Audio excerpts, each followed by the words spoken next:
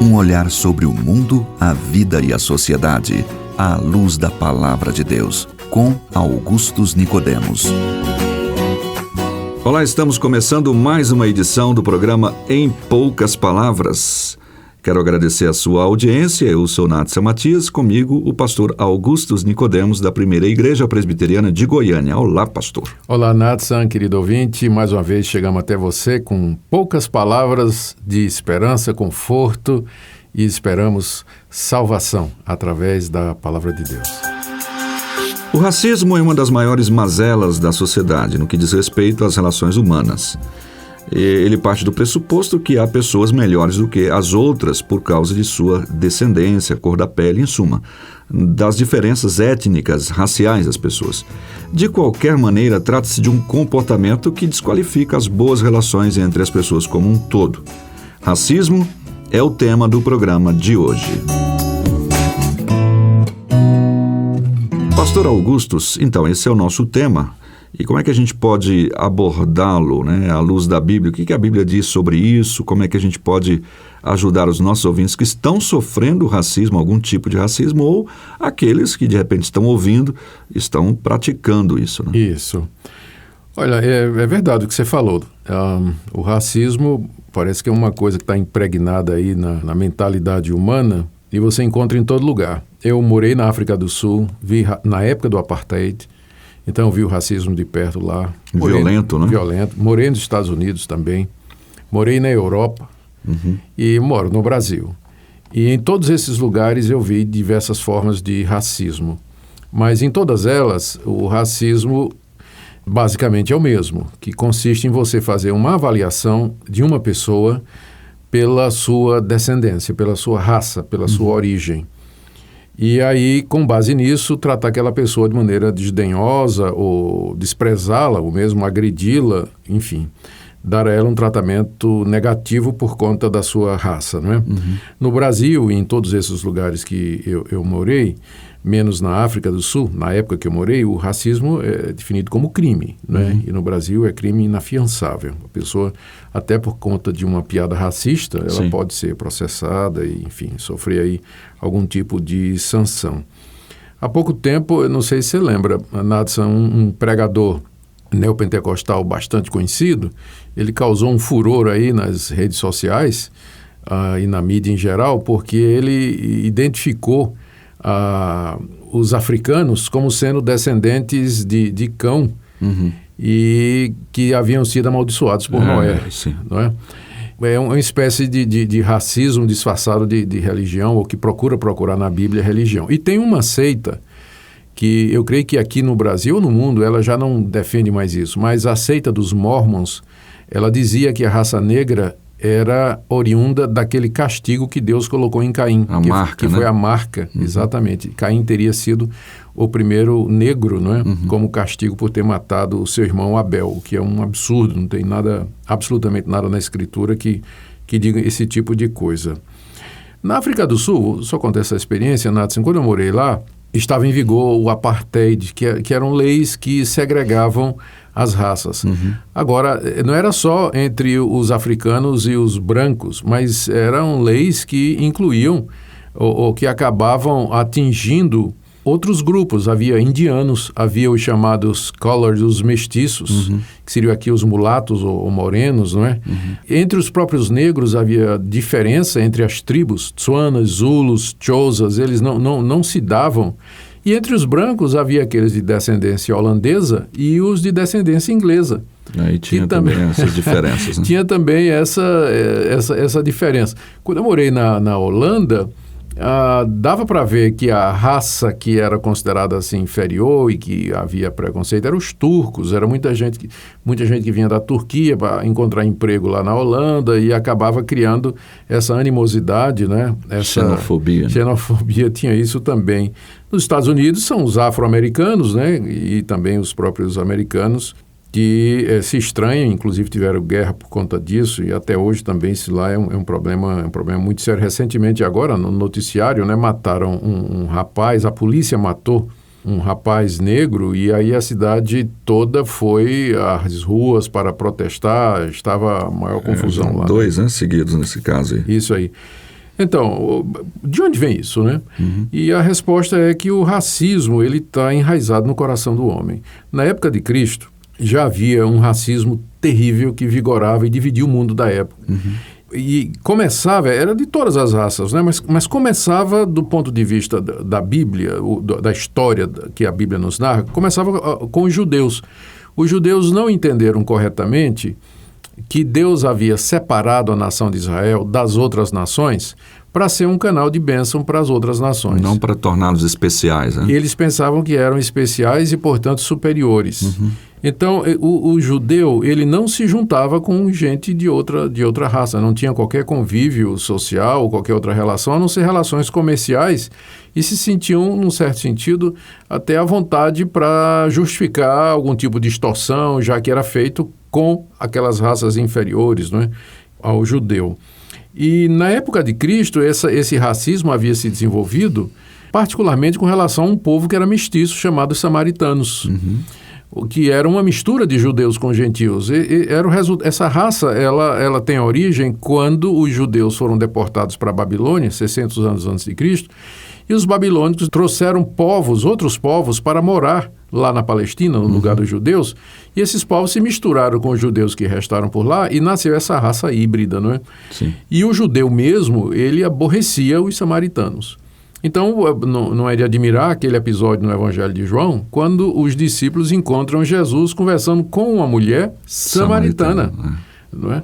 E quebrando o preconceito racial. O próprio Jesus contou uma parábola em que o herói, não é exatamente um samaritano que para acudir um judeu que havia sido espancado por salteadores e largado à beira do caminho. E com isso Jesus quis dizer que nós temos que amar o próximo, não importa quem seja, não é? Mesmo que seja pessoa de uma outra raça, enfim. Quando o apóstolo Paulo começou a pregar o evangelho a todas as nações, aos gentios particularmente, isso causou uma confusão com os primeiros cristãos que eram judeus e eles ainda não haviam entendido que Deus é Deus de todos os povos. E, inclusive, convocaram Paulo, convocaram Pedro, porque Pedro foi pregar na casa de Cornélio, um não-judeu, e para saber por que Pedro tinha se juntado com quem não era da raça, não é? Explique-se, né? Exatamente. E aí Pedro explicou que Deus o havia orientado a pregar o evangelho aos não-judeus e que os não-judeus, né, que são os gentios, eles receberam o Espírito Santo da mesma forma que os judeus tinham recebido no dia de Pentecostes, quando creram em Jesus Cristo. E que, nas palavras do próprio Pedro, Deus assim mostrou que ele não faz distinção de pessoas, purificando tanto judeus quanto não-judeus pelo Espírito Santo enviado aos seus corações. E mais tarde, quando Paulo aparece, ele que se dedicou realmente a pregar o evangelho aos não-judeus, isso criou uma polêmica muito grande. Paulo era perseguido constantemente pelos judeus porque achava inadmissível que o Deus de Israel, que fez uma aliança com Abraão, que separou a nação de Israel, fosse também conceder salvação a outras raças, né, que eles consideravam como sendo inferiores. E eu quero terminar aqui essa minha palavra, Nathan, lembrando mais uma vez a minha experiência na África do Sul no tempo do Apartheid. Lá as leis proibiam que os brancos se relacionassem com os negros. Havia cidades, as chamadas townships, que eram para os negros, as townships que eram para os mulatos e as cidades dos brancos. Os negros vinham trabalhar na cidade dos brancos, né? E eu me lembro quando eu ia para o correio, que tinha a fila do branco, e se tinha algum negro na fila e chegava um branco, o negro tinha que sair e dar lugar para o branco. Banheiros separados, as praias eram distintas. Mas aí eu tive a oportunidade de visitar um lugar chamado Kwasisabantu. Era uma missão iniciada por um pastor da Alemanha, luterano, que na década de 60 experimentou um grande avivamento espiritual. Milhares de Zulus se converteram, era a tribo onde ele trabalhava. E quando eu estive lá com minha esposa, nós visitamos 3 vezes o local, eu fiquei admirado de ver negros, brancos, indianos, mestiços, mulatos, todos juntos, todos na mesma fila, sentando na mesma mesa, participando do mesmo pão. E vi claramente que a solução para o racismo é o Evangelho de Jesus Cristo. Que muda o coração. Que muda o coração, que traz amor ao próximo, que faz com que se entenda que todos pecaram e carecem da glória de Deus, que não tem distinção entre branco, negro, chinês. Não é um problema de raça, de cor, mas somos todos participantes da mesma humanidade decaída e precisamos precisamos todos do mesmo remédio, que é Jesus Cristo, nosso Senhor. A igreja deveria ser o local onde o racismo é impensável, porque em Cristo Jesus não tem mais essa distinção. Nós deveríamos amar a todos os irmãos em Cristo, independentemente da raça, da cor, da procedência cultural que eles têm. A igreja é esse lugar onde há essa cura por causa do evangelho, né, da pregação da palavra de Deus, a transformação que Cristo promove. Agora, infelizmente, a gente acaba ouvindo algumas más notícias de pessoas, até dentro das igrejas, procedendo com esse preconceito. Isso é falta de instrução bíblica da parte dos pastores e é falta dos líderes da igreja levar a sério o que diz a palavra de Deus. Que racismo é pecado mesmo e tem que ser combatido. Tratar com seriedade. Isso. Bem, nós então tratamos desse assunto, racismo. Caso esteja passando por algo como um caso de racismo, você está sofrendo com isso. Exato. Peça a Deus que mude o coração destas pessoas e com certeza, né, procure ajuda, se for o caso, até ajuda mesmo de um advogado, né, procurar ajuda. Sem mesmo, dúvida. Porque é crime, né, você tem que ser respeitado diante da lei e, obviamente, Deus também o trata como trata qualquer outra pessoa. Vamos ouvir uma música? Daqui a pouquinho a gente volta. De todas as tribos, povos e raças, muitos virão te louvar. De tantas culturas, línguas e nações, no tempo e no espaço, virão te adorar. Bendito seja sempre o Cordeiro, Filho de Deus, raiz de Davi. Bendito seja o seu santo nome, Cristo Jesus, presente aqui.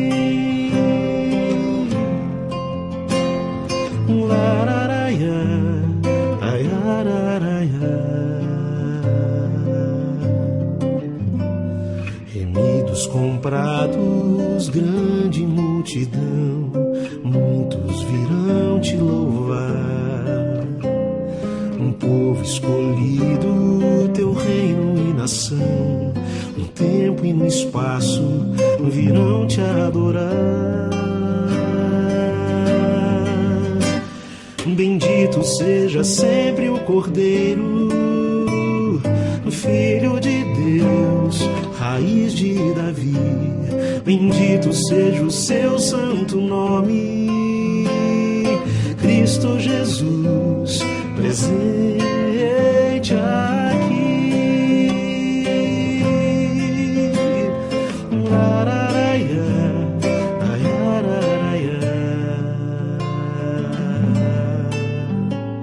E a nós só nos cabe tudo dedicar, oferta suave ao Senhor. Estamos chegando ao final de mais uma edição do nosso programa. Em poucas palavras, quero agradecer a sua participação. Pastor Augustus. Apenas dizer mais uma vez ao nosso ouvinte que o racismo não é agradável a Deus. Deus não faz acepção de pessoas. Que Ele nos ajude a entender isso e tratar todos com igualdade. Quero agradecer mais uma vez a sua audiência e também o apoio técnico de Vitor Jesus, nosso companheiro aqui na produção dos trabalhos técnicos de hoje. Valeu, obrigado e até a próxima edição. Se você deseja saber mais sobre esse e outros assuntos à luz da Palavra de Deus, domingo às 9 da manhã ou às 7 da noite, será um prazer conhecê-lo pessoalmente. Primeira Igreja Presbiteriana de Goiânia, Rua 68, esquina com 71 Centro.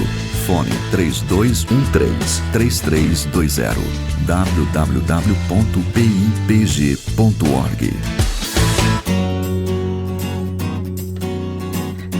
Em poucas palavras,